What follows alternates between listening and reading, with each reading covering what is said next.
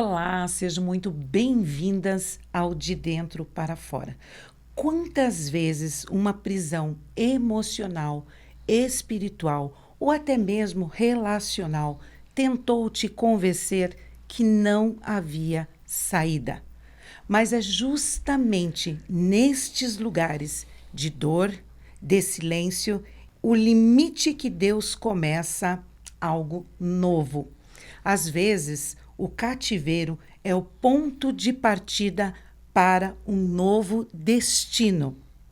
Para essa conversa, eu recebo uma mulher que carrega unção, autoridade e um testemunho nesse assunto incrível. Sheila Marques, ela é pastora, palestrante, escritora e autora do livro Liberta do Cativeiro. Sheila, seja muito bem-vinda. É uma alegria ter você aqui conosco. Obrigada pelo convite, Mirtes. Eu me sinto muito à vontade e eu tenho certeza que este é o momento que o Senhor preparou para nós partilharmos daquilo tudo que Ele tem feito em nossas vidas. E eu estou muito feliz de estar com vocês hoje. Nós também estamos muito felizes. Sheila, o livro que você recentemente escreveu, Sim. Ele é forte. O nome ele é muito forte. Ele carrega um nome Liberta do Cativeiro. Por si só, ele já fala profundamente. E eu quero te fazer uma pergunta. Qual foi o teu cativeiro que você foi liberta? Mirtes, não foi só um cativeiro, foram vários cativeiros, né? A partir do momento do histórico familiar, né? Eu tive uma infância muito, muito difícil. Eu sei que muitas que estão conosco, né, nesse dia, assistindo a gente, também passou por algumas coisas. Não sou a única, eu tenho certeza que, infelizmente, eu não sou a única e também não seria a última, né? Que passou algumas situações de um lar desestruturado, né? Que passou pela separação dos pais, o divórcio. Minha mãe ficou, infelizmente, 50 anos presa no alcoolismo. Então, desde os 6 anos de idade, eu vinha acompanhando a minha mãe, socorrendo, protegendo, cuidando. E outros históricos familiares, outros problemas também, outras situações. E quando eu estava com 21 anos, eu me vi doente, com depressão e síndrome do pânico. Então, se a gente falar hoje qual foi meu maior cativeiro, eu creio que foi a depressão e a síndrome do pânico. Porque há 25 anos atrás, não era falado isso. Não mesmo. Nem mesmo na sociedade abertamente, Não. e muito menos nas igrejas, né? Então, eu não tinha como conduzir aquela situação, era algo totalmente desconhecido para mim. E eu fiquei presa nesse cativeiro por 4 anos. Foi uma vida, uma sobrevida, né? Uma sobrevida que eu tive quando eu tive essa depressão e essa síndrome do pânico, sem qualquer ajuda, nem espiritual, porque as igrejas, né, não falavam sobre isso, e ninguém capacitado, habilitado para me apontar um caminho de cura.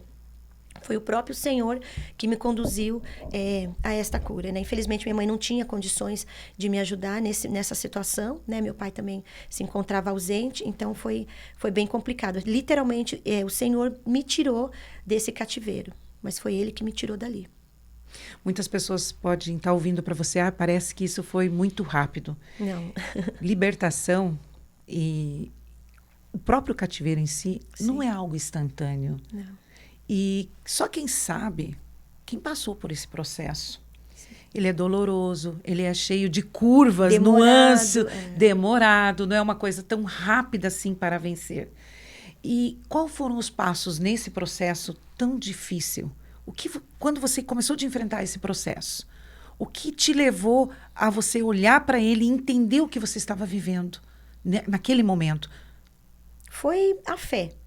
Né? O momento que os passos que eu fui dando foi a fé. Porque para mim, Mirtes, nunca foi uma opção deixar Jesus. Eu me converti aos 21 anos de idade, dentro de um hospital. Quando eu fui ter minha filha, eu fui mãe solo. E eu fiquei 16 dias com hemorragia. E ali naquele banheiro do hospital eu fui falar com Jesus, o Jesus da minha avó. Porque eu ia para a igreja com a minha avó, mas eu saía pela porta dos fundos. Né? Mas eu sentia aquela presença, eu sentia uma doçura, eu sentia algo bom. Só que eu ia para a rua fazer, né? Ficar com a molecada, bagunçar e tal. E eu falava para minha avó que eu estava no culto de jovens. Mas eu saía, eu não ficava no culto. Mas só que eu sabia que tinha o Deus da minha avó. E aí, quando eu me vi, que eu recebi a notícia que eu ia passar por uma curetagem e que eu estava 16 dias com hemorragia, eu tive que voltar para o hospital. E aí, falaram que eu ia fazer transfusão de sangue. Então, eu fiquei muito apavorada, porque há 25 anos atrás, a AIDS estava assim, né? O vírus da AIDS estava em muita gente contaminado, muita gente morrendo. Não é como hoje, que tem um tratamento adequado. Então, eu fiquei desesperada. Eu falei, Senhor, se acontecer alguma coisa comigo, o que vai ser da minha filha? Quem que vai cuidar dela, né? E ali no banheiro daquele hospital, eu falei com Jesus, se o Senhor existe, eu não vou tomar bolsa de sangue. Se o Deus da minha avó existe. E ainda eu fui mais além. Você foi ousada. Eu falei, Senhor, eu falei, Jesus, eu também não posso falar que eu vou virar crente. Porque eu tenho minha vida lá fora, os meus amigos, né? Não quero escandalizar ninguém, mas eu fumava cigarro, fumava maconha, andava com umas companhias, andava armada, fui envolvida no mundo do crime, com assalto a banco. E hoje eu tô uma mulher transformada. Mas então eu sabia que a vida que eu tinha, então eu falei assim, vai que eu falo que eu vou virar crente, né? Virar crente, que quem vira desvira, a gente tem que se converter. Né? É verdade. Então eu falei, vai que eu falo que eu vou virar crente, depois eu preciso desse Deus de novo, ele vai falar, mas aquela vez lá você falou que ia virar crente e não virou. Então eu falei, não posso dizer que eu vou virar crente, eu só queria saber se o Senhor existe, se o Deus da minha avó existe. E resumindo essa história, no outro dia, às 14 horas, eu levantei da cama, assim, meia tonta, peguei uma prancheta que estava na minha maca, tinha um chazinho lá do lado, já frio, falei, esse chá tá aí faz tempo, pensei, e aí comecei a ler. Foi muito simultâneo, Mirtes. Quando eu li, estava escrito altas 14 horas. No mesmo momento que eu li altas 14 horas, minha mãe entrou com agasalho de moletom e um tênis, falou, me ligaram, você está de alta. Quando eu fui ler de novo, eu não conseguia mais ler altas 14 horas. Eu entendi assim, eu li assim, eu existo. E ali eu tive a certeza que Jesus existia, porque ele existe, porque foi algo pessoal, ninguém foi lá ministrar, pregar para mim, me dar um panfleto, orar por mim. Foi no banheiro de um hospital, onde eu estava me esvaindo em sangue, perdendo a minha vida. Eu cheguei a pesar 41 quilos por conta da depressão e pânico. E quando eu tive a minha filha, eu já estava nesse ciclo, né? Depois as coisas só pioraram, porque aí teve o abandono biológico, abandono do pai biológico dela, e mais a situação na minha casa não melhorava. Então, eu sei que foi Jesus. E aí, resumindo isso, fechando isso, eu falei, mãe, eu não vou no shopping com a minha filha, não vou pôr lacinho, ir para a casa das amigas, eu vou naquela igreja que você vai de vez em quando. E eu vou lá agradecer Jesus. E, Mirtes, fazem 25 anos que eu estou agradecendo Jesus. Em 4 meses eu me batizei, fui batizada com o Espírito Santo. Entrei para o discipulado, para a escola de líderes, fui fazer evangelismo na rua, me envolvi com teatro. Eu amo teatro, a arte, né, do teatro, de transmitir a palavra do Senhor. E sempre gostei de ser muito comunicativa. Trabalhei no jornal por quase 10 anos e foi isso, né, que o Senhor foi fazendo. E Ele foi me apontando o caminho da cura. Mas mesmo depois que eu me converti, eu ainda continuei 4 anos doente. Foi isso. Hoje, com todas essas circunstâncias que aconteceram, você hoje ministra a palavra de Deus. Sim. Você é uma mulher atuante no reino, Sim. Mas teve vezes que a própria igreja te feriu. A própria condição de estar ali na igreja, de serva, você teve algumas circunstâncias assim. E o que você considera que você saiu desse processo? Eu considero que eu saí desse processo, Mirtes, é a fé. É uma palavrinha tão pequena, mas tão poderosa. É verdade, amiga, é verdade. Né? E eu não aponto um ministério ou outro. Eu quero falar aqui hoje, deixar registrado, né? Até para você que está nos assistindo. Eu sei que parece jargão de pregador, mas não é. Ai, não olhe para a placa de igreja. Não olhe para a placa de igreja. Com certeza. Porque se você olhar para o teu pastor, para a tua pastora, para os levitas, para os membros da igreja, eles vão errar assim como nós erramos. Nós não somos diferentes. Por isso que a palavra é tão clara, Jesus é tão sábio. E a palavra diz, antes de tirar o cisco do olho do teu irmão, de tirar o cisco do olho do teu irmão, tira a trave dos teus olhos. Porque o pecado, Mirtes, ele só muda de nome.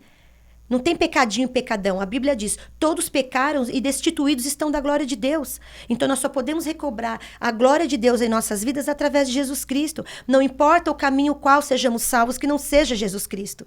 Então, quando eu coloco qualquer coisa à frente de Jesus para chegar até Deus, eu estou inconscientemente ou conscientemente invalidando o sacrifício de Jesus na cruz. Porque se ele se deu por nós na cruz, ele é o sacrifício perfeito. Então, eu não tenho que recorrer aos astros, não estou aqui falando mal de religião nenhuma, nem nada, mas assim, eu não tenho que recorrer a outras coisas, a outros caminhos que me levem a Deus, porque o que me levou a Deus foi Jesus Cristo. Então, ele é o sacrifício perfeito. Está escrito que ele é o caminho, a verdade e a vida. Na tua luz veremos a luz, né? Então, às vezes a gente quer cortar caminhos, a gente quer achar outros atalhos para chegar até o Senhor, mas o caminho que me levou ao Senhor Jesus e a cura foi a fé. né? E quando eu passei por esse processo, como você falou, teve algumas divergências na igreja, alguma falta de apoio, alguma falta de entendimento. Teve, mas até hoje, que eu tenho 25 anos de caminhada, a gente se depara com algumas coisas, porque nós não somos iguais, nós somos imperfeitos. Se nós pudéssemos andar na rua hoje, e com os nossos olhos espirituais totalmente abertos, nós iríamos ver uma placa em nós. Estamos em construção, até que ele venha, até que Jesus venha e seja dia perfeito, né? Até que ele venha nos moldar como um noivo, para a gente estar pronto ao quê? Às bodas do Cordeiro, né? Então, e naquela época que eu tô te falando que eu fiquei doente, não era aberto como hoje. Você pode fazer uma terapia, você procura um psicólogo, um psiquiatra, olha, tem pessoas que passou por isso, não tinha, era muito fechado. Eu vou te falar aqui o que acontecia naquela época, que não faz tanto tempo assim, mas... Não faz tanto tempo assim. Mas só que assim, era velado, tá? Não era falado assim no púlpito e nem abertamente, mas era assim, depressão, falta de oração. Depressão, demônios. Exatamente Depressão, falta isso. de vida com Deus. E não é. Quando eu deixei, eu abri uma aberturinha, que Deus teve muita misericórdia de mim, eu dei uma aberturinha para ir procurar um tratamento, porque o psiquiatra era um pastor. Então, alguém chegou para mim e falou assim, procura, né, o Dr. Farias em memória, eu tenho muito respeito pela família dele, eu não tinha condições de fazer aquele tratamento na época, mas a esposa dele me ligou e falou, vem, eu tinha 21 anos. E ele falou assim, venha, desculpa, eu tinha 26 anos, falou, venha que ele vai atender você. E aí ele me atendia como psiquiatra. E aí eu falei, cheguei lá, a primeira coisa que eu falei, pode falar, doutor, eu estou maluca, né? Meu fim vai ser no Juqueri. Porque do jeito que eu tô, eu não entro em elevador, eu não desço escada rolante, eu não fico em local fechado, a minha respiração é curta, é uma sensação de morte eminente. Não é que você vai morrer daqui 1 minuto, você vai morrer agora. Ah, tá, você não morreu agora nesse segundo, mas é no próximo. Então vinham coisas assim muito fortes na mente. A nossa mente é um campo de batalha. Por isso que a palavra fala, para nós levarmos o nosso pensamento cativo à obediência de Cristo. É verdade. Cingir os nossos ouvidos, tomar cuidado com os nossos olhos, porque aquilo que a gente se alimentar é aquilo que nós somos. Se eu me alimento muito da internet, tem coisas boas, mas tem coisas ruins. Mas se eu me alimento mais da palavra do Senhor, o meu espírito vai ser mais forte do que a minha carne. É verdade. E tem pessoas que falam assim, não, minha carne está convertida. A carne, ela não se converte. A carne você educa. E você só consegue educar a tua carne quando o teu espírito está conectado com o espírito do Senhor. Porque senão você não consegue. A gente cai. E a gente tem que estar o tempo todo o quê? Vigilante, porque está escrito que a carne milita contra o espírito contra a carne, né? Porque a palavra não fala, como pode andar dois juntos se não concordam, né? Então é isso, então não tinha essa abertura. E quando eu cheguei lá, eu falei, tá, doutor, eu contei minha vida para ele, e ele falou assim, minha querida, você achava o quê? Que com teu histórico, com tudo que você passou, com todas as dificuldades, com, né, tudo isso, o seu corpo produziu menos energia do que você precisava e menos serotonina do que você precisava. Aí eu fui entender que é algo químico, biológico, orgânico. Não estava maluca, né? Então aquilo me deu o entendimento para que eu me abrisse para a cura. E foi um tratamento de 4 meses. Olha que interessante. Quando eu voltei, falei que estava bem, ele falou, tá bom, agora você manipula esse remédio aqui. Eu manipulei e tomei. Depois de 2 meses eu voltei, ele falou, você estava tomando açúcar. Eu falei, o quê? Ele falou, bolinhas de açúcar. Porque eu precisava te dar uma muleta, eu não posso tirar o remédio que você estava, porque qualquer coisa que você sentisse, você tinha um remedinho ali, daqui a pouco você se vê sem nada. Cadê? Não tenho. E agora você me deu uma crise. Olha e que eu falei, sabedoria. Esse efeito, esse remédio chama placebo. Sim. Né? Então, eu creio que é a mesma forma que age o anticoncepcional, né, no organismo da mulher, porque na verdade ele engana como que um comprimido vai te impedir de engravidar? Sim. Na verdade você está tomando aquilo, então você engana o teu cérebro, o teu corpo, né, as químicas, e aí a mulher não engravida, mas então eu creio que é a mesma lógica, né, para o placebo não sei se estou falando besteira aqui, que eu não sou da área da saúde. Trabalhei muito tempo Também não sou. Trabalhei muito tempo algum tempo na área da saúde como ouvidora na Santa Casa da minha cidade, do hospital, mas assim, pela lógica, né, eu creio que é isso. E aí eu me abri para ser curada e eu fiquei bem. E depois eu nunca mais tive nada, né? Fui provada no fogo depois de 20 anos. Eu fiquei presa no elevador por 35 minutos e fui socorrida pelo bombeiro em Itajaí, Santa Catarina, né? E eu fiquei ali... Olha só, para quem tinha pânico? Sim, não. E aí chegou um momento, realmente, né? Depois de uns 20 minutos, meia hora ali, eu falei, olha, agora o meu limite deu. Mas até eu conversando com as minhas amigas, com a psicóloga e tudo, ela falou, não, mas até uma pessoa comum que nunca teve depressão nem pânico ficaria naquele desconforto, né? Sim. E eu falei, Senhor, está escrito. Eu escrevi, o Senhor pediu para me escrever sobre isso, e o Senhor me curou, tenho certeza disso. Né? E ali eu consegui ter um domínio que eu não tinha antes, na minha mente, no meu coração. né, na minha conduta. Você atribui esse domínio a Deus, completamente a Deus. Completamente a Deus. Eu sou totalmente, Mirtes, dependente dele. Totalmente dependente dele. Quando nós lançamos o meu livro Liberta do Cativeiro, lá na convenção, dia 17 de maio, na convenção Filhos Ministeriais, Convenção Internacional Filhos Ministeriais em Itajaí, eu falei para o Senhor, não me deixe, e nem no boteco, no barzinho da esquina, se o Senhor não for comigo. Uau. Né? Porque aí começou a ter as pessoas chegarem ali no nosso stand, onde estava o livro sendo exposto. Deus começou a agir ali, trazer curas, trazer batismo, trazer libertações ali mesmo, né? No mesmo dia do lançamento do livro. Então eu entendi que aquilo que eu carrego também está no livro, né? E não tem a ver com a Sheila, tem a ver com Jesus. E nós estávamos ali no momento de adoração e tudo. 12 mil pessoas, acho que tinha naquele lugar. E aí eu falei para o meu esposo, eu vou ali fora. Ele falou assim, tipo, mas... Eu falei, não, eu vou ali fora falar com Jesus. Aí ele, tipo assim, mas a adoração, tá tudo acontecendo aqui, nós estamos nesse ambiente. Eu falei, não, preciso falar com ele sozinha. Eu fui lá fora, eu falei, Senhor Jesus, as coisas estão acontecendo. Virou uma igreja o nosso stand. Curas estão acontecendo, convites estão chegando. Mas fura o meu balão se o meu ego inflar. Eu quero que o Senhor apareça, porque, Mirtes, quando a gente dá licença para o Espírito Santo, ele age. O Senhor está à procura de pessoas que não querem aparecer, que não querem títulos. Quando eu vou para seminários, quando eu vou para conferências, não vai a pastora Sheila, não vai a escritora, vai a Sheila. Porque lá eu quero vir a gente. Eu quero me rasgar para o Senhor, eu quero chorar nos pés do Senhor. Porque o lugar mais alto que uma mulher pode chegar é aos pés do Senhor Jesus. Esse é o lugar mais alto que eu posso chegar. É verdade. É depender dele. Sheila, você falou que quando você era jovem, você usou maconha, você participou de uma quadrilha. Sim. Como que foi isso? Como que foi chegar até isso? O que você, olhando essa situação, como que você chegou? Eu procurava não ficar em casa o menos tempo possível, né? Porque eu via uma situação, assim, muito difícil. O que eu estou expondo aqui, eu já conversei com a minha mãe, né? Eu tenho, assim, a licença dela para falar o respeito. Hoje ela é uma mulher transformada, uma mulher que entregou a vida para Jesus. Ela teve um AVC há 7, 8 anos atrás. Nós trouxemos para a Louveira. Nós cuidamos da minha mãe há 8 anos, né? E ela não teve mais filhos, não tem mais marido, eu sou a única filha.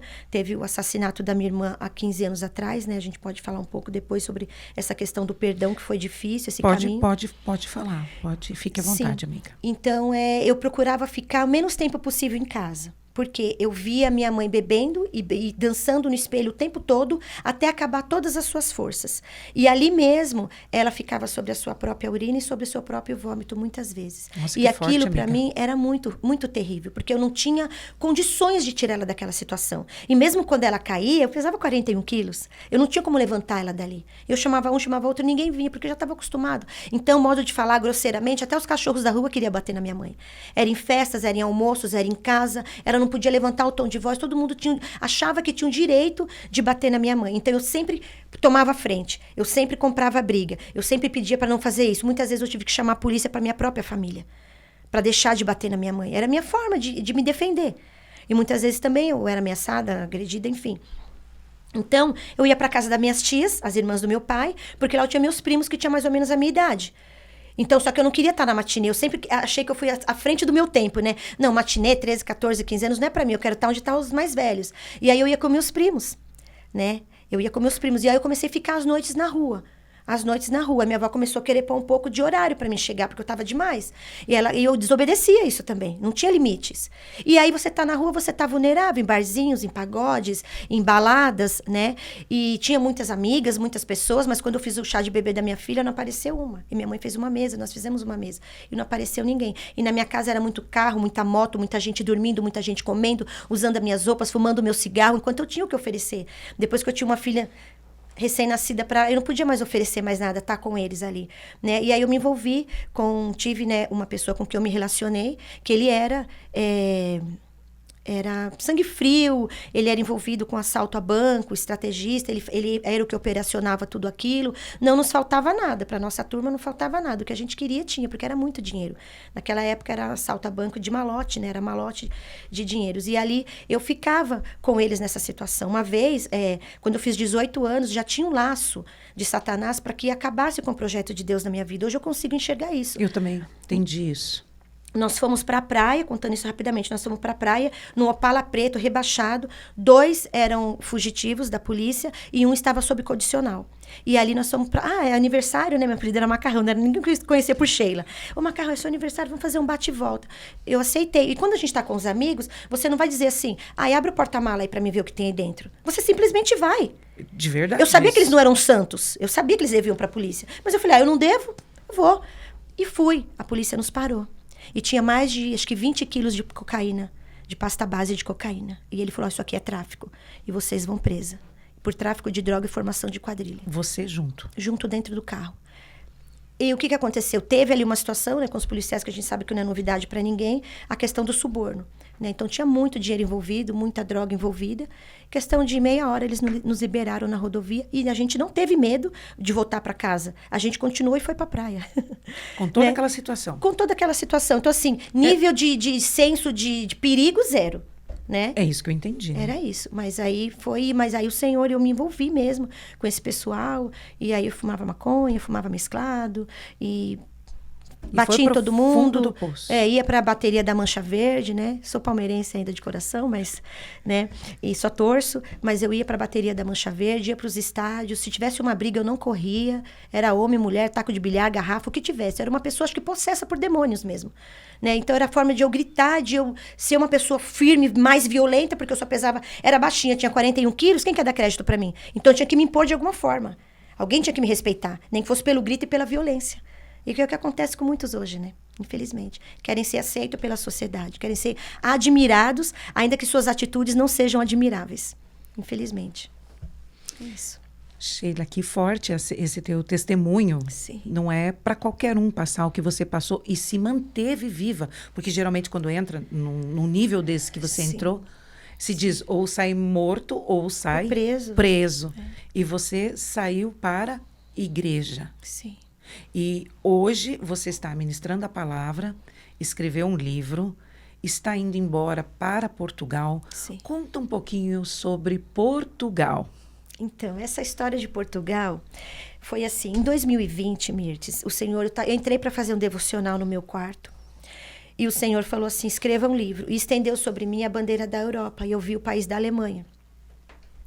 Só que naquela situação, nós estávamos presos na pandemia, em 2020, e eu entrei para fazer um devocional de uns 20 minutos, meia hora, porque eu tinha trabalho, várias coisas para fazer, e fiz o devocional, só que eu fiquei 4 horas sem poder me levantar do chão. O Senhor me visitou poderosamente.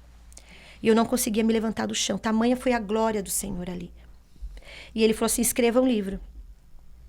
E aí eu falei, amém, Senhor, tal. Quando ele falou que era uma biografia, que era sobre a minha vida, eu falei assim, Senhor, tem 2 assuntos que eu não quero tratar. Que seria a questão do assassinato da minha irmã, o caminho do perdão, que foi muito difícil, né? E sobre a pedofilia, pelo abuso da pedofilia a qual eu passei. Então, eu achava que era muita exposição e que poderia também ofender a minha família, de certa forma, né? Então, o Senhor falou para mim assim, foi muito forte. Ele falou assim, filha, é tudo ou nada, porque na cruz eu entreguei tudo. Tipo assim, não dá para você escolher, né? E aí eu escrevi, a pastora Cilda, a editora Thalita Cume, foi que fez o meu livro, né? E ela falou assim, Sheila, você escreveu em 2 anos, 500 páginas, mais de 61 mil palavras. O seu livro vai ficar muito grande, pode ser que fique cansativo, pode ser que não tenha um enredo, a gente vai precisar diminuir, vai virar uma Barça, um devocional, nós brinca até hoje, né? E eu falei assim, aquele temor, porque eu sei o que o Senhor me pediu, e eu recebi um comando do Senhor. Eu não acordei um dia, Mirtes, uma vontade de escrever um livro. Não foi isso. Então, eu falei assim, amém, Senhor, eu vou escrever. E aí ela falou, vamos diminuir um pouco, talvez a gente faz o volume 1, volume 2. Eu falei, amiga, vamos fazer. Não importa se a pessoa vai ler as 300 páginas do meu livro, que hoje ele virou 300 páginas, né?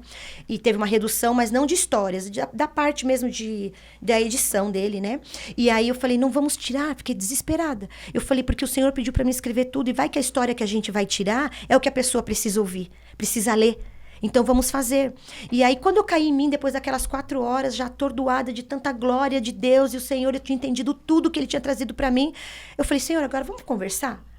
O nosso restaurante faliu, o meu carro fundiu o motor, eu tô pagando aluguel, né? O ditado popular que diz, a gente não tem um gatinho para puxar pelo rabo, como é que vai fazer um livro? Se hoje eu não posso fazer um panfleto, um cartão de visita? Senhor, olha a minha conta, como eu vou fazer um livro? E Ele falou assim, eu vou te dar todo o recurso. E aí é que entra a história de Portugal. E aí a gente quer ajudar Deus, né, Mirtes, às vezes. Às vezes a gente fala assim, nossa, mas o que seria de Deus se não fosse a minha ajuda? E aí eu tinha um precatório da prefeitura para receber. E eu falei assim, tá bom, Senhor, olha, eu entrego essa oferta no teu altar. Até brinquei, né? Falei, não vou fazer botox e não vou viajar pro Nordeste. Eu vou pegar esse dinheiro e vou fazer tudo de livro. Acho que o Senhor pensou, mas não dá nem pro cheiro. E aí aconteceu várias situações. Depois eu escrevi o livro de 2020 a 2022. O Senhor falou, fique atento ao tempo da pandemia. Quando a pandemia estiver terminando, estiver saindo... Eu falei, pandemia? Então isso não é uma gripe, um vírus, é uma pandemia. Quando estiver sendo aberto o lockdown e você não vai conseguir mais escrever, vai ter terminado o seu tempo de escrever. E no final, nos últimos dias que eu estava escrevendo, eu vi uma mão sobre a minha mão. E aí eu falei, Senhor, não está saindo mais nada. Se eu extrair aqui, agora não é mais do Senhor, vai sair da Sheila. E eu tenho várias histórias para contar. Eu sou péssima em matemática, Mirtes. Mas se você falar assim, ó, faz uma redação para mim, qualquer tema, estrela, sapato, panela, quantas páginas você quer? Eu vou conseguir fazer. Mas aí eu fui conduzida a escrever, e aí não conseguia mais, nesse dia eu não consegui mais escrever. Eu entendi que aquele tempo acabou. Um ano depois, a... Aguinha para nós. Pode continuar, Sheila. Pode. Obrigada. Obrigada. Sheila, uma aguinha. Obrigada. Pode continuar. Então, um ano depois, a família do meu avô de Portugal me procurou na casa em São Paulo, que era a casa da minha mãe, mas eu já não estava mais lá, porque eu moro em Louveira há 15 anos, né? No interior de São Paulo. E aí minha mãe também já não estava mais lá, porque minha mãe teve o AVC, então a gente alugou a casa dela e eu trouxe minha mãe para Louveira. E aí essa pessoa da família bateu lá procurando o meu telefone, me procurando, e uma pessoa da família que mora lá ainda, falou assim, olha, não está mais aqui, ela está no interior. Aí falou, porque a fulana de tal morreu, parente do vô Antônio, português, vô da Sheila, faleceu e deixou alguns bens. E aí não me procurou, e nós conversamos, e foi feito, né, um inventário, uma partilha, tudo. E aí nós ficamos com a casa em Seixas da Beira, em Coimbra. A cidade chama Oliveira do Hospital. Se Deus quiser, nós estamos indo para lá até agora o final do ano. E o Senhor trouxe todo o recurso para mim fazer o livro, mas que realmente eu ficasse full time na obra dele. Né? Porque eu falo, Mirtes, que se eu tivesse esses 25 anos corrido atrás de Deus, corrido atrás de Jesus, o tanto que eu corri atrás de Mamon.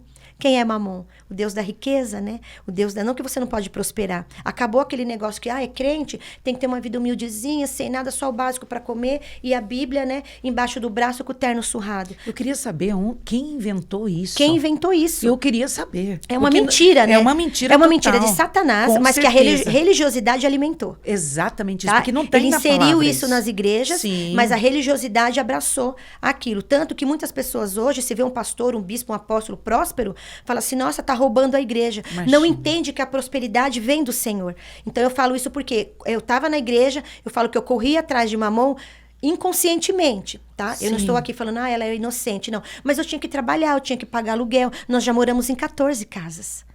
Eu já tive algumas ações de despejo. A gente já morou dentro de um Del Rey.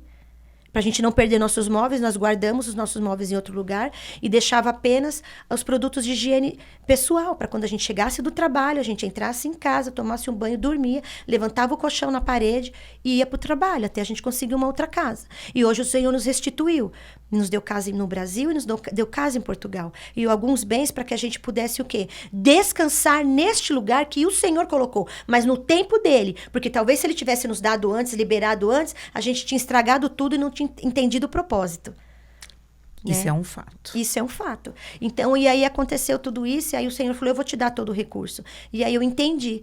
Então, quando o Senhor trouxe o recurso, nós fizemos o livro. Demorou 5 anos esse livro para sair. 5 anos. Eu comecei a escrever ele em 2020. É uma gestação de 5 anos. Nós estamos em 2025, só que assim, eu falo que é a Sheila sem filtro, né? O livro fala do testemunho da Sheila, mas ele aponta Jesus o tempo todo. Porque tudo é dele, por ele e através dele. Entendeu? É tudo ele. Eu tenho essa consciência, né? Que é o Senhor que nos conduz a esses caminhos e a esses lugares. Então, de envergonhada, o Senhor acho que falou assim, tá, agora você quer morar onde? No Brasil ou na Europa? Né? Então, esse é o senso de humor. Quando a palavra do Senhor fala assim, o Senhor se ri dos seus inimigos, é nesse sentido. É lindo, né? Eles estão esculhambando com tudo agora, mas eu me rio deles. Porque eu sei o futuro que eu tenho para vós. Futuro de paz e não de mal, para vos dar o fim que desejais. Então, é Isaías 33:6 se cumprindo na nossa vida. Haverá estabilidade nos seus tempos, sabedoria e conhecimento, abundância de salvação, e o temor do Senhor será o teu tesouro. O que o ímpio e o justo busca? Estabilidade. emocional, financeira, familiar, relacional. E isso está na palavra do Senhor. E como diz, haverá estabilidade nos seus tempos, é na tua geração, Mirtes. Não é depois de você. Não é depois de nós. E Amém. tudo isso está na palavra do Senhor. Amém. Amém. Esse livro é uma revisitação às tuas histórias. Como você falou. Sim. É sem filtro. Voltar a lugares que a gente não quer voltar Você muitas contou um vezes, pouquinho aqui, meio superficial. Meio não, um pouquinho superficial. Sim. Qual foi a revisitação mais dolorida desse livro? Com certeza foram duas. Foram 2 lugares que eu não queria voltar. Mas o Senhor me fez entender, depois que esse livro saiu, que eu voltei nesse lugar para que outras mulheres fossem curadas. Muita coisa a gente cura com uma bezetacil e uma dipirona, neusaldina. Mas coisas na alma, traumas gerados na nossa alma, são lugares, como fala que o Senhor visita, né? Até a nossa medula. Enquanto nós dormimos, o Senhor visita os nossos rins. Ele nos sonda. Então, Ele sabe onde está cada ferida, cada trauma produzido em nós, que foi produzido em nós. Então, os 2 lugares assim mais obscuros que eu tive que voltar, com certeza, foi a questão da pedofilia. Porque eu era uma criança, eu não podia contar nada para ninguém, e ainda o Satanás quis colocar um selo na minha vida de que eu era retardada. Quando eu era criança, eu andava pela casa e eu fazia assim com o cabelo. Tinha mania. Com a chupeta, o paninho, sei lá, e fazia assim com o cabelo. Então, como minha mãe era alcoólatra, meu pai era ausente, eu estava sempre na casa de um, na casa de outro, jogada para lá e para cá.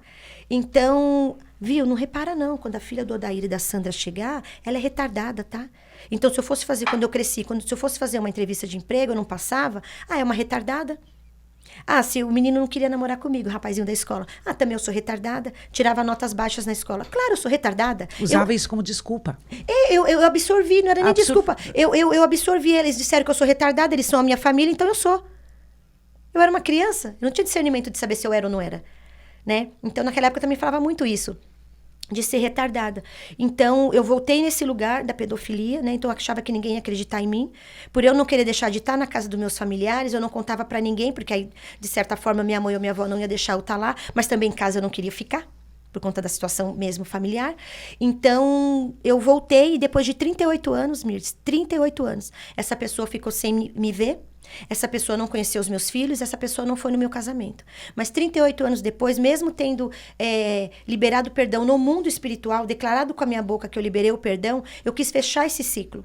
E não foi somente, porque eu vou fazer o livro. Foi um ciclo que o Senhor me conduziu. E depois de 38 anos, eu cheguei no bairro onde essa pessoa morava, já estava tudo diferente, mas eu perguntei para os vizinhos onde que mora, onde que é. Achei a casa dele, ele já estava com 96 anos de idade.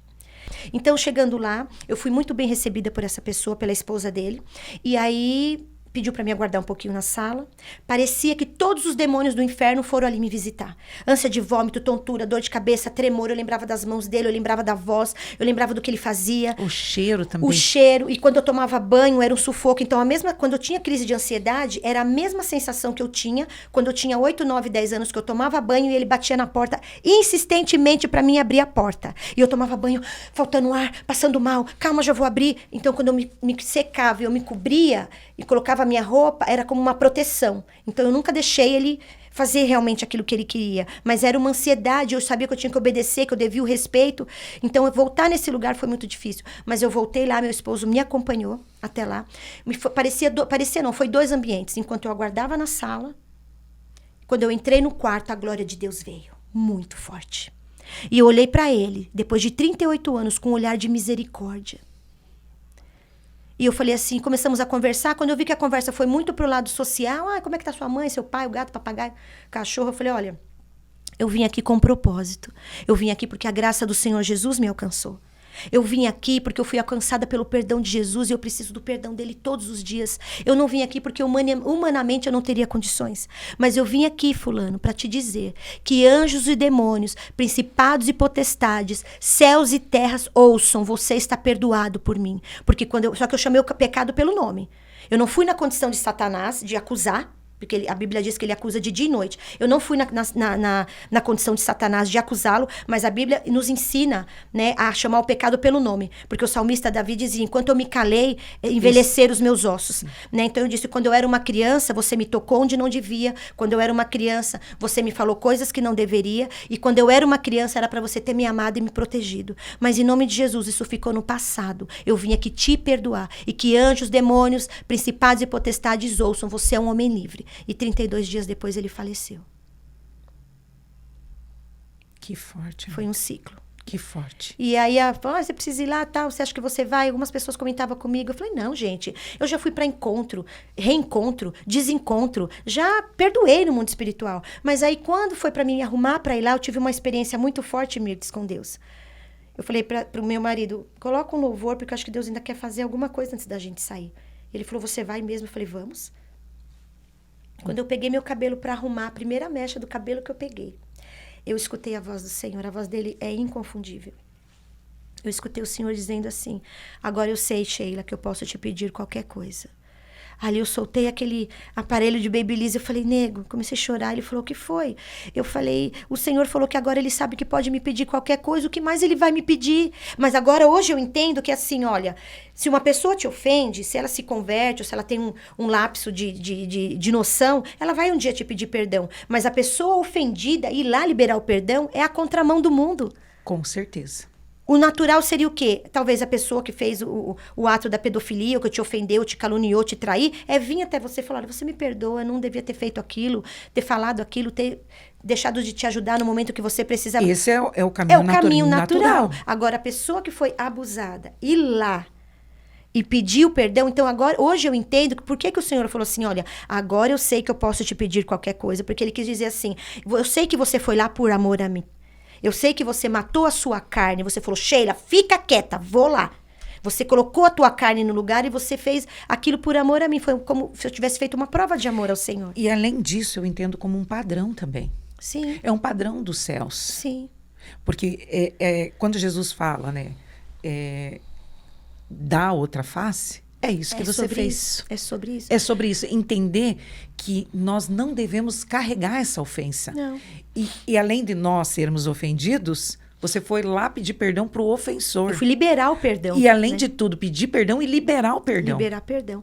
E aí, esse foi um caminho, né? Como você me perguntou, esse foi o caminho mais difícil de eu ter voltado nesse livro. Muitas vezes eu escrevendo, Mirtes, eu me jogava no chão, no tapete. Doía o meu estômago, me dava ânsia de vômito. Eu chorava, parecia que eu tava, meu corpo... Você estava revisitando esses lugares. Sim, parecia que meu corpo estava sujo, sabe? E essa questão da pedofilia, só fechando essa parte para mim te falar outra, do momento mais difícil para escrever e revisitar esses lugares.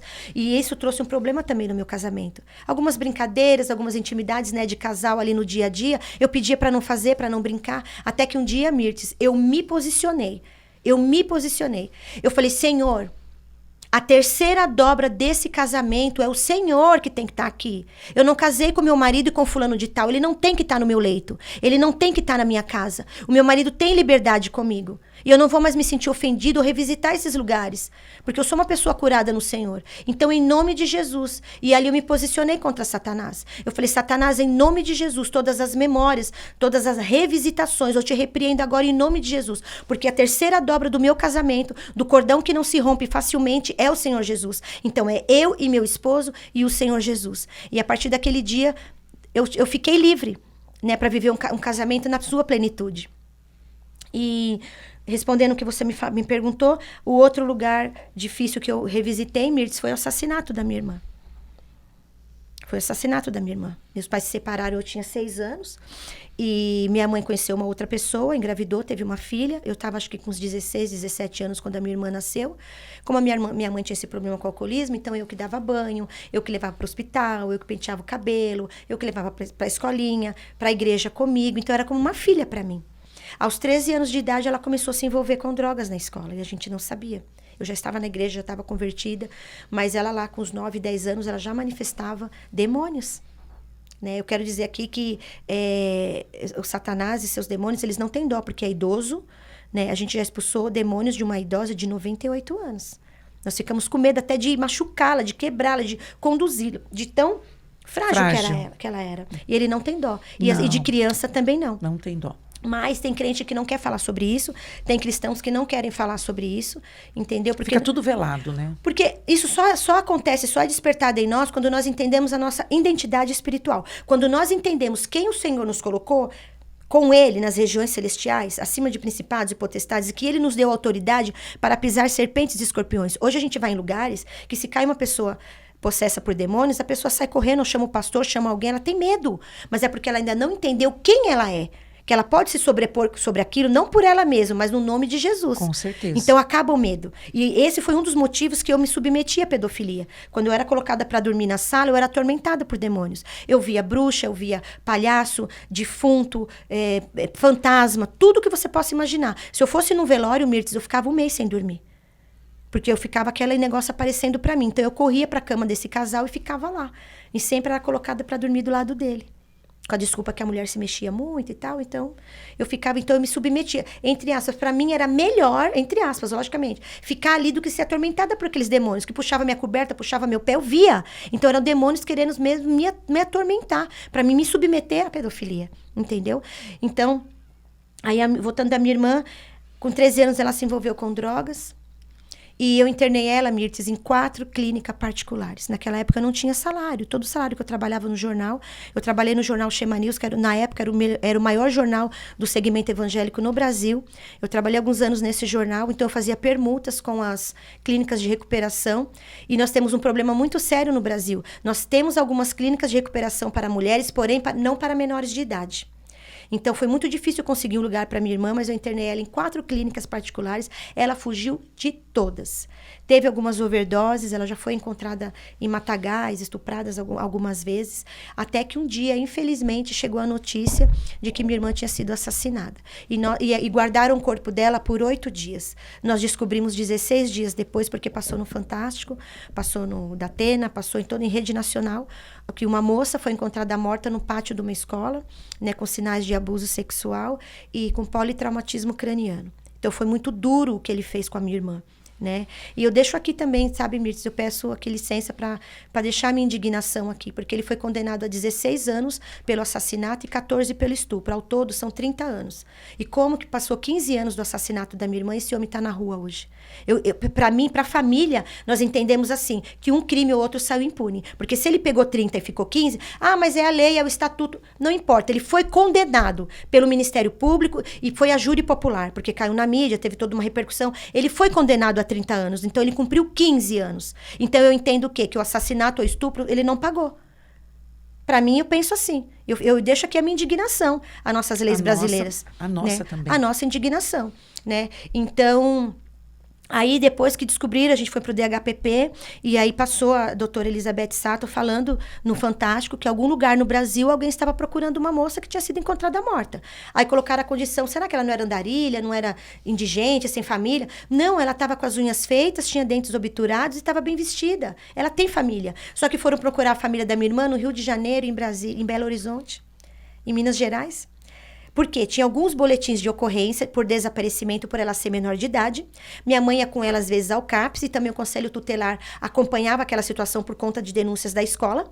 Então, todos os boletins de ocorrência, a gente tinha que dar baixa. Eu sempre ia com a minha mãe dar baixa. No último, eu não sei que cargas d'água nós não demos baixa e nem minha mãe deu baixa. Então, era como se aquela menina tivesse sido desaparecida há muito tempo. Então, aquela menina encontrada morta não poderia ter sido a minha irmã. Por isso que a polícia não encontrava a gente. Que loucura. Uma loucura. E no local do crime, ele deixou cair a touca dele, que tinha um emblema onde a mulher dele trabalhava nessa empresa. E ele deixou cair a carteira. A polícia pegou ele na mesma noite, dia 12 de junho, dia dos namorados. Pegou ele dormindo no sofá. Ele estuprou, assassinou a minha irmã brutalmente, ele foi dormir. E ali ele foi preso. Nós ficamos no julgamento dele por 13 horas. Nós ficamos da meio-dia até 1h da manhã. Eu senti todas as sensações que uma pessoa pode sentir. Todas. E eu pensava assim... Que brutalidade. E eu pensava assim, eu vou xingar, vou jogar um sapato, eu tenho que fazer alguma coisa. Mas eu sabia que qualquer coisa que eu fizesse, eu manifestasse ali naquele júri, ia ser pouco perto do que ele fez para minha irmã e eles iam me colocar para fora. Então eu aguentei firme ali com a minha mãe, mas foi muito duro quando o Ministério Público, né, a promotoria tenta convencer as pessoas que vão julgar, o júri popular, a causa morte. Porque aí eles entram na parte já física. Mas só que enquanto eu saía da sala, era uma sala subida, tinha uma subidinha assim. Enquanto eu saí, eu fui ouvindo. Eu fui ouvindo que no abdômen da minha irmã tinha 1 litro de sangue. Ela quebrou 4 dentes dela, ele quebrou o fêmur dela. Meu tio conheceu ela pela sobrancelha. Então aquilo me inflamou de uma ira que eu jamais experimentei na minha vida. Foi quando eu cheguei no meu bispo, nós não éramos pastor ainda, eu era presbítera, e eu entreguei. Meu filho tinha 1 ano. Esse que tá aqui, o Felipe. Eu entreguei meu anel, falei, bispo, eu vim trazer meu anel, porque eu tenho temor a Deus, tá aqui, o meu ministério. Você quer um tempo por tudo que está acontecendo com a sua irmã? Eu falei, não, eu fui atrás dos caras. presbíteras na igreja. Meu esposo era líder do louvor, eu dava aula para as crianças e aula de presbitério. Eu tô aqui rasgando meu coração. Nossa, mas você não era crente? Era, mas eu também era humana. Eu estava inflamada, eu estava judiada, eu estava ferida, eu queria minha irmã. Você sabe o que é você ter um ente querido tão próximo e ela não teve um sepultamento digno? Alguém estranho enrolou ela num pano e jogou no buraco e tudo bem. Quando eu cheguei lá, ela era um número. Quando nós descobrimos. Ela era um número.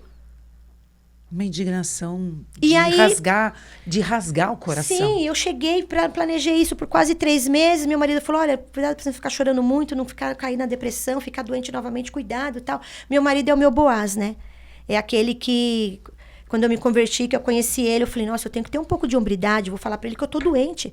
Ele, filho de militar, com 10 irmãos, pai, mãe, tudo bonitinho, irmão, criado na igreja, aí conhece uma maluca, né, maconheira, doida, que estava ainda com depressão e síndrome do pânico. Eu falei, você não pode casar enganado, você vai casar com uma mulher doente. E eu não sei se esse troço vai piorar.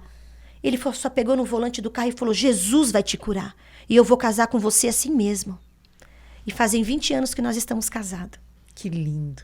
E eu falo que ele é o meu equilíbrio, né? Porque ele entra em todas as minhas barcas, que eu quero fazer, que eu quero ir, que eu quero acontecer. Quando tá demais, que eu tô saindo fora da casinha, ele vai lá e fura meu balão. Sheila, não é assim, meu amor. É aqui, ó, vem por esse caminho e tal. Então, mas só que assim, foi difícil pra mim, Mirtes. Porque quando eu casei, ele chegou em casa uma vez, tava tudo pago, as contas, eu tinha resolvido tudo. Ele falou, não, meu amor, isso aqui nós podia ter pago com cartão de crédito, isso aqui tinha prazo ainda pra pagar, e o dentista eu já paguei, e o mercado já fiz, eu não sabia ser cuidada. Aí eu chorei, eu falei, mas essa aula eu faltei, ninguém me ensinou como que era. Ser submissa ao marido, no sentido... Quando fala... vamos acabar com esse negócio, né? Que às vezes é colocado que a mulher ser submissa, ela é menos que o marido. Submissa é sob a missão do marido. E a palavra de Deus, ela não nos menospreza as mulheres. Muito pelo contrário. Ela nos coloca para cima. Por quê? Exatamente. A palavra do Senhor diz que nós somos o alicerce, a coluna. O que é um prédio, uma casa sem coluna? Não subsiste. Nós somos a coluna, né? Mas hoje em dia, algumas coisas que fala principalmente do feminismo, né? Que nós somos empoderadas, nós somos isso, nós somos aquilo. Nós somos alguma coisa se for no Senhor.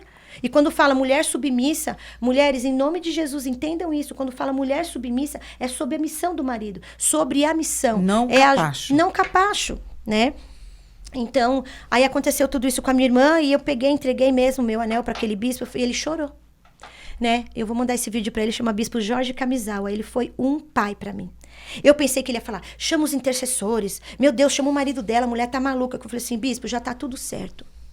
Tá? Meu marido não deixa eu chorar em casa porque eu tive depressão. Eu não tô podendo ter o luto da minha irmã. Fui atrás dos caras que eu andava, eles falaram que não vão me cobrar R$1. E eu tenho que pegar esse cara dentro da delegacia, porque se ele for pro Cadeião de Pinheiros, eu não pego mais ele.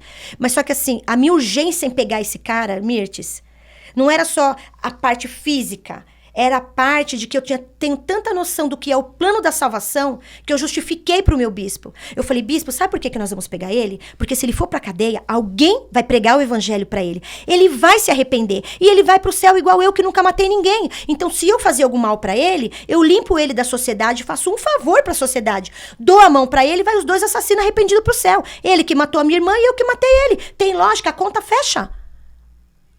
Porque se vai ter perdão para um assassino frio e calculista, vai ter para mim, que sou uma mãe de família, mãe de filhos, uma serva do Senhor. Eu não quero que ele conheça Jesus, porque ele vai para o mesmo céu que eu nunca matei ninguém. Na minha cabeça, eu mereci para o céu, ele não. E aí ele chorou. Ele falou, por 2 coisas você não vai fazer isso. Eu falei, nada do que o senhor falar vai me convencer. Ele falou, você não vai fazer isso, Sheila, porque eu conheço o teu coração e a tua índole. Eu sei o que eu entreguei nas tuas mãos. E o que Deus entregou nas tuas mãos para fazer aqui. E você não vai fazer isso porque o Espírito de Deus habita em você. E aí eu fui para casa. E eu estava tão inflamada que quando eu fui atrás dessas coisas, eu falei assim, achem uma pessoa que faz programa, que seja alguma coisa, porque eu quero que ele faça com ele, com o assassino da minha irmã, a mesma coisa, lá no cativeiro. A mesma coisa que ele fez com a minha irmã. Depois eu resolvo o que eu vou fazer com ele. Eu quero que ele faça com ele a mesma coisa que ele fez com a minha irmã. Então eu estava muito inflamada. Por isso que eu digo que a carne não se converte. Mas aí eu não sabia o caminho desse perdão, Mirtes. A gente conhece o perdão de alguém que calunia, que faz mal, que trai.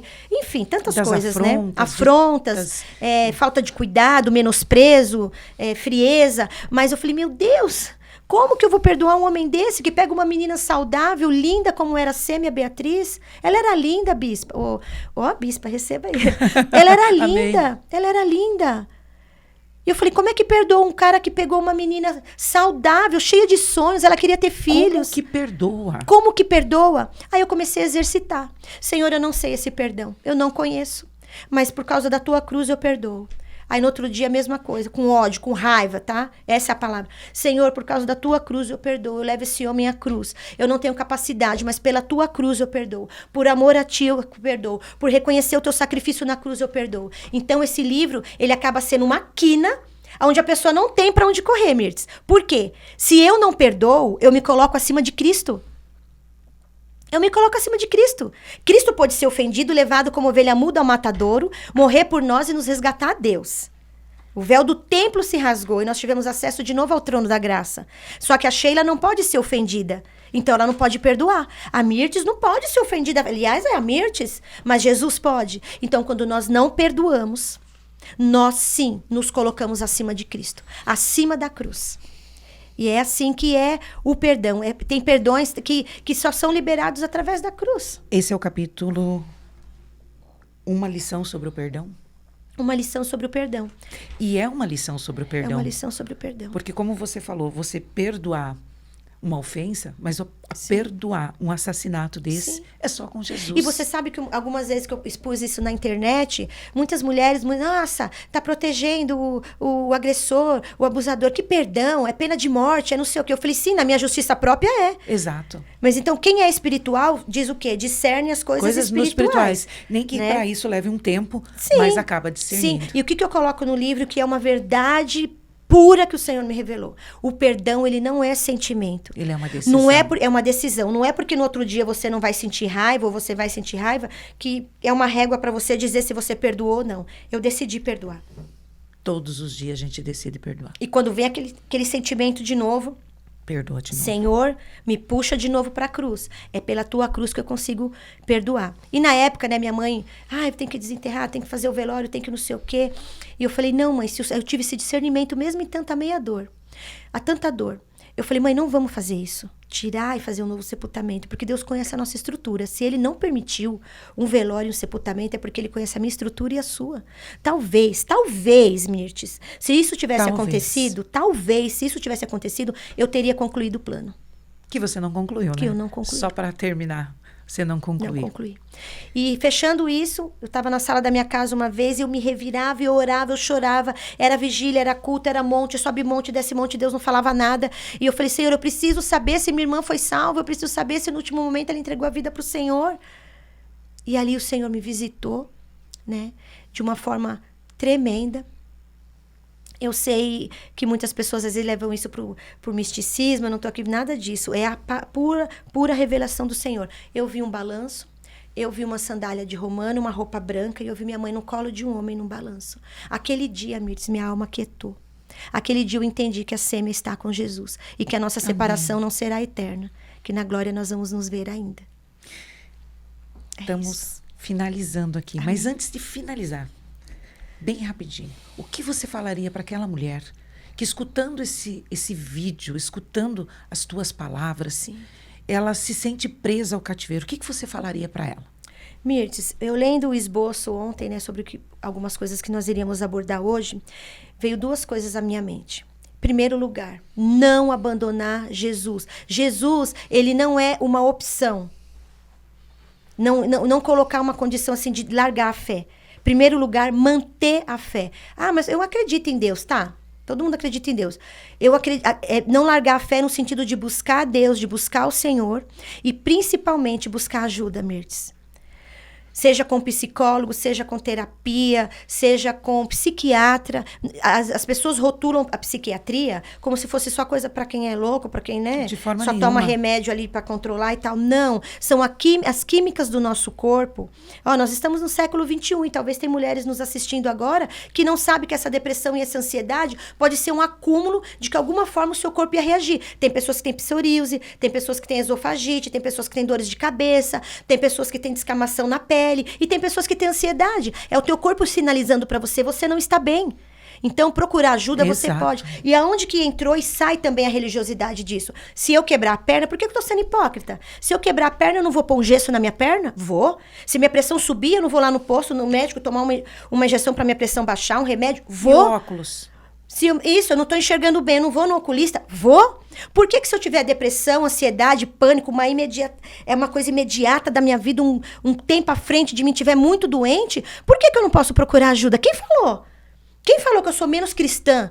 Quem falou que eu sou menos merecedora? Quem falou que eu sou uma mulher menos pesada ou que não tem o seu valor se eu procurar uma ajuda médica no campo emocional? Então, as duas coisas uma coisa que você me perguntou é esses dois conselhos que eu deixo, porque foi na minha vida um caminho de cura.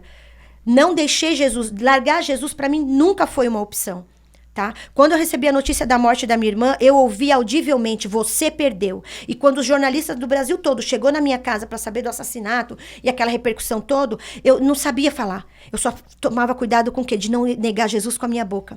Ali sim eu parecia que estava fora de mim. Perguntava uma coisa ou não, porque Jesus é bom, Jesus sabe de todas as coisas, ele tem um controle, ele vai cuidar de mim, da minha mãe, da minha avó.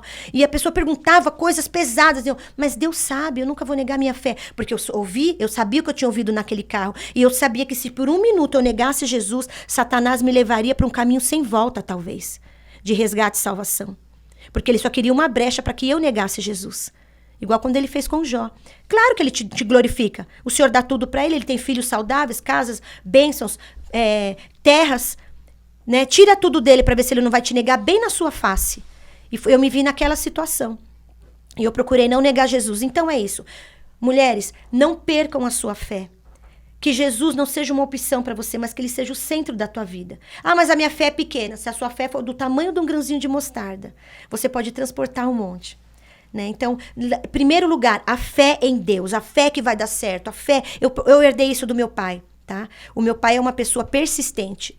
Ah, a vaca tá indo pro brejo, pega as cordas, vamos puxar a vaca. Sempre vai ter um caminho, sempre vai ter uma saída, né? Então é a fé que Jesus vai fazer, ele não fez hoje, mas ele vai fazer, Amém. Ele vai cumprir. E Amém. procurar Eu ajuda creio. médica, né? Tirar essa ignorância que eu não posso procurar ajuda médica, porque ai, nossa, você está passando com psiquiatra, você está fazendo terapia. Todos nós, eu falo que canja de galinha em terapia não faz mal para ninguém. É verdade. Né? Então, esse é o meu conselho que eu deixo. Busca ajuda, porque esses 4 anos que eu fiquei doente, eu não tive mais como recuperar. Né? Então, não vale a pena viver uma sobrevida, mas uma vida plena no Senhor. Então, que mulheres sejam libertas do cativeiro, em nome de Jesus, através da cruz, né? Através de Jesus. E que nossa confiança possa ser totalmente colocada sobre os pés dele. Amém. Porque ele tem cuidado de nós. Amém. E o que ele tem para nós, Mirtes, é uma vida plena nele. Amém. Tá? No mundo tereis aflições. Ah, eu me converti, agora é só mar de rosas. Não, as guerras vão aumentar. As coisas vão acontecer, nós estamos no mundo. Né? No mundo tereis aflições, mas Jesus disse, tem de bom ânimo, porque eu venci o mundo. Ele está dizendo o quê? Se você estiver em mim, você também vai vencer. Amém. Amém? É sobre isso. Sheila, Oi. muito obrigada. Eu agradeço também. De coração. Obrigada. Pela tua verdade. Amém. E principalmente pela tua coragem e ousadia. Amém. Por falar a verdade, ser vulnerável para as nossas ouvintes. Amém. E para o mundo. O quanto é necessário de mulheres, assim como você, Sim. de falar a verdade, da transformação de quem você era e de quem você é hoje. Sim. Esse processo todo eu sei que não é fácil. Não. Mas muito obrigada Eu que pela tua agradeço. entrega. Eu que agradeço o convite. É uma alegria para mim, de verdade, sabe, Mirtz? É um cumprimento de promessas, de apontamentos do Senhor. Estar com você aqui hoje, né? Estar aqui de dentro para fora, que realmente, né, que são verdades tiradas de dentro para fora. Hoje nós estamos ali aqui em Curitiba, na casa do pastor Muracava, da pastora Kelly, e eu pedi para ele orar por nós antes de sair. E ele falou assim, pastora, que aquilo que está dentro de você venha para fora. Eu falei, meu Deus, o podcast é de dentro para fora. E ele falou assim, tudo aquilo que o Senhor colocou dentro de você, pastora, que você consiga expandir, colocar para fora para que outras mulheres sejam alcançadas, né? Em nome de Jesus. Então, posso deixar aqui meu Instagram? Claro. Meu Instagram é PRA Sheila Marques. Lá tem um link também para quem quiser adquirir o livro. Você quer passar para mim? Pra me Claro, mostrar aqui. nós vamos deixar o link na descrição do vídeo tá. também. Tá ok. Aí, esse livro, né, é o livro Liberta do Cativeiro. Tem o link no meu Instagram, PRA Sheila Marques. E que seja... eu falo que eu não sou uma vendedora de livros, né? Não sou. Mas que esse livro é uma ferramenta que o Senhor me deu para partilhar com outras mulheres, com outra vida, o caminho do perdão e da cura. E libertação plena no Senhor. Em nome de Jesus. Amém? Obrigada, Mirtes. E você que ficou até aqui conosco, muito obrigada por esse tempo que você está aqui. E se vocês têm buscado recomeços, o caminho é a fé. Glória a Deus. Muito obrigada. Nós nos vemos no próximo episódio. Um beijo no teu coração.